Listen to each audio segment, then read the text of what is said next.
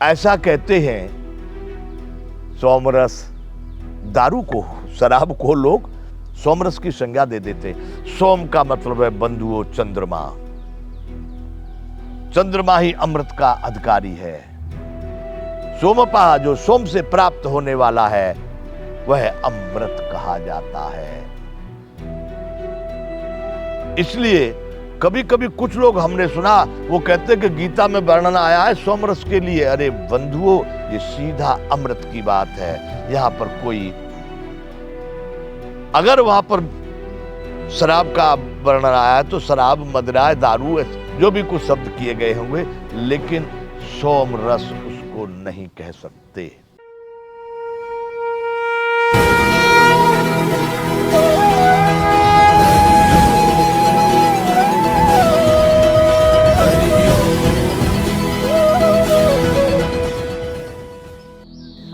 जय विश्वबंधु। संपूर्ण गीता ज्ञान।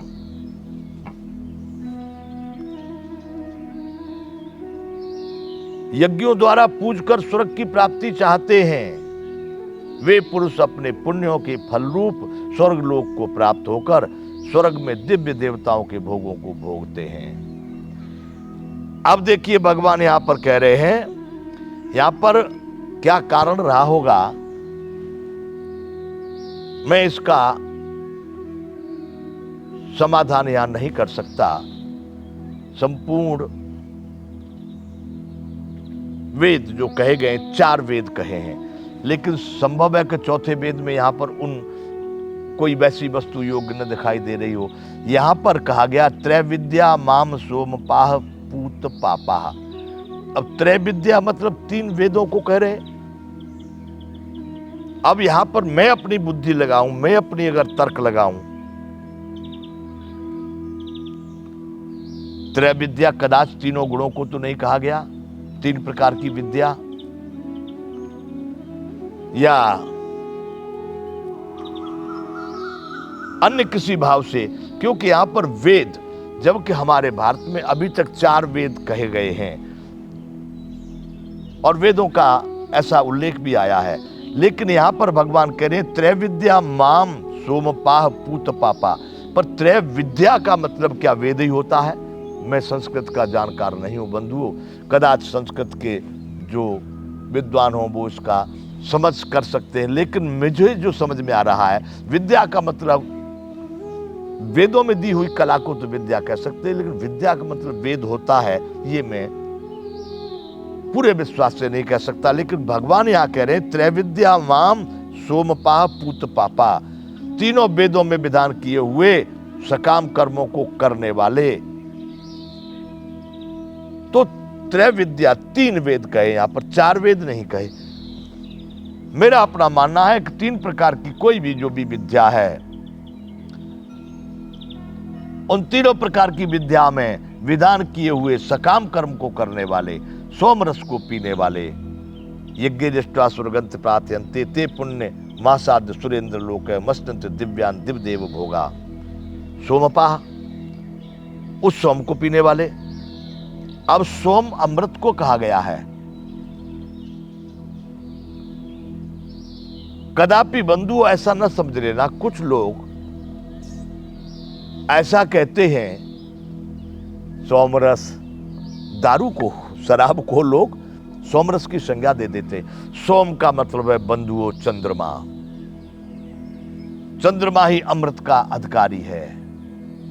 सोमपा, जो सोम से प्राप्त होने वाला है, वह अमृत कहा जाता है।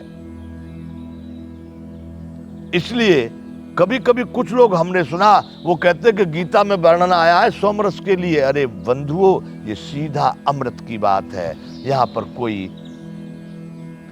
अगर वहां पर शराब का वर्णन आया है तो शराब, मदिरा, दारू, जो भी कुछ शब्द किए गए होंगे, लेकिन सोमरस उसको नहीं कह सकते। त्रैविद्या माम सोमपाह पूत पापा, सोमरस को पीने वाले पाप रहित पुरुष, पापों से रहित। यज्ञ दृष्ट्वा स्वर्गंति प्रार्थयन्ते, मुझको यज्ञों के द्वारा पूजकर स्वर्ग को प्राप्ति चाहते हैं। सकाम कर्म, ये कर्म कैसा है? सकाम। तो भगवान यूं कह रहे हैं कि हे अर्जुन, तीनों वेदों में, वेद यहां पर शब्द अर्थ में दिया, लेकिन मेरी समझ में वेद नहीं बल्कि 3 प्रकार की जो विद्या है, रजोगुण सतोगुण तमोगुण, तीनों गुणों में विद्या तो है ही है। उसके विधान किए हुए सकाम कर्मों को करने वाले, उस अमृत को पान करने वाले लोग, पाप रहित पुरुष मुझको यज्ञों के द्वारा पूजकर स्वर्ग की प्राप्ति चाहते हैं। अनेक प्रकार के जो यज्ञ बताए हैं, उन यज्ञों में सकामता भी है। एक निष्काम कर्म से जिसने किया वह परम ब्रह्म परमात्मा को, मेरे अक्षर स्वरूप को, मेरे परम धाम को पाता है। लेकिन जो सकाम कर्म कर रहे हैं, आप हर चीज को दोनों तरफ ले जा सकते हैं। सकाम भी यज्ञ कर सकते हो, निष्काम भी कर सकते। निष्काम करने वाले मुझे प्राप्त होते हैं और सकाम कर्म करने वाले, सकाम यज्ञ करने वाले, वह भी पाप से रहते हैं, तो वह स्वर्ग की प्राप्ति चाहते हैं। और वे पुरुष अपने पुण्यों के फलस्वरूप स्वर्ग यूं कहा जाता है कि जहां पर देवताओं का निवास है, जहां पर सब प्रकार का आनंद ही आनंद है, जहां पर किसी प्रकार के कलेश और परेशानियां नहीं है, जहां पर सदैव मनुष्य आनंदित रहता, प्रसन्नचित्त रहता। लेकिन वो सामयिक है, शाश्वत नहीं है, सनातन नहीं है। सदैव वो अब दोबारा वहां से आगे पीछे नहीं होगा, नहीं, वह एक अवधि पूर्ण है। उतने दिन तक वह उस आनंद को स्वर्ग में प्राप्त कर सकते हैं। दिव्य देवताओं को भोगों को भोग सकते हैं। जो देवता लोग भोग भोगते हैं, उसी भोग को वो लोग भी भोगते हैं। कौन? त्रैविद्या माम सोमपाह पूत पापा यज्ञैरिष्ट्वा स्वर्गन्ते प्रार्थयन्ते।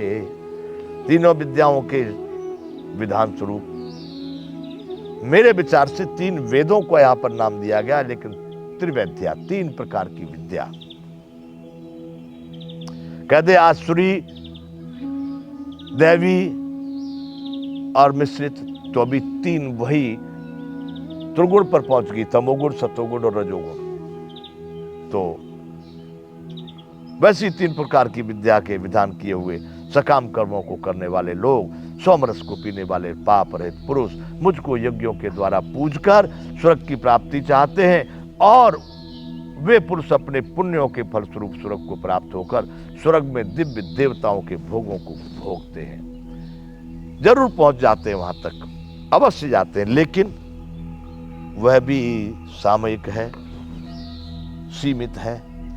तेतम भुक्त्वा स्वर्गलोकम विशालम क्षीणे पुण्ये मर्त्य लोकम विसंति एवं त्रयी धर्म मनु प्रपन्ना गतागतम काम कावा लभन्ते।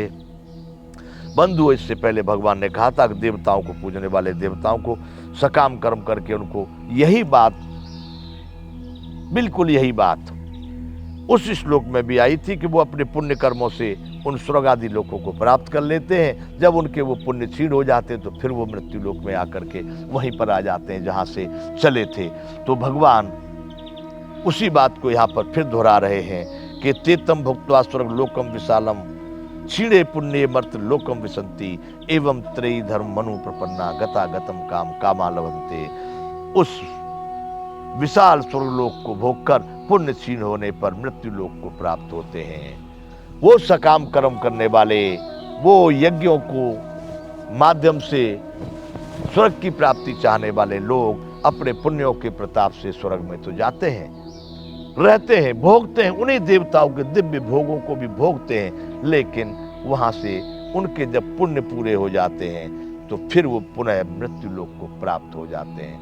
अभिप्राय यही रहा कि थोड़े दिन तो आपने उसको समझ लिया, लेकिन पुनरपि मरणम पुनरपि जन्मम पुनरपि जननी जठरे शैरम, फिर आप वहीं के वहीं आ जाते हैं। इस प्रकार स्वर्ग के साधन रूप तीनों वेदों में कहे हुए सकाम कर्म का आश्रय लेने वाले और भोगों की कामना वाले पुरुष बार बार आवागमन को प्राप्त होते हैं।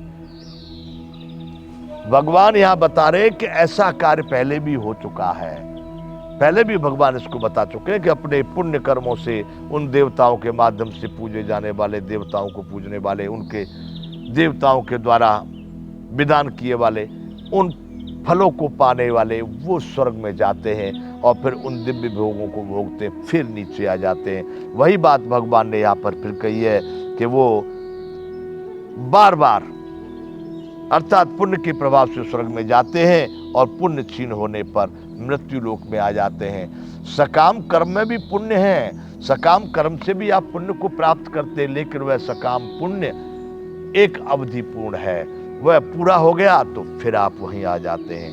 लेकिन निष्काम से आपने एक बार उस परम ब्रह्म परमात्मा को, परम पद को प्राप्त कर लिया, फिर वह कभी पीछे नहीं आते। तो भगवान ने यहां पर बताया है कि अर्जुन सकाम नहीं निष्काम कर्मों का आचरण कर। वो सकाम कर्म करने वाले अपने फलों को स्वर्ग में भोगते फिर नीचे आ जाते हैं। ऐसा बार बार यही प्रक्रिया उनकी चालू रहती है, अर्थात जन्म मृत्यु का बंधन उनका चालू रहता है। जय विश्व बंधु।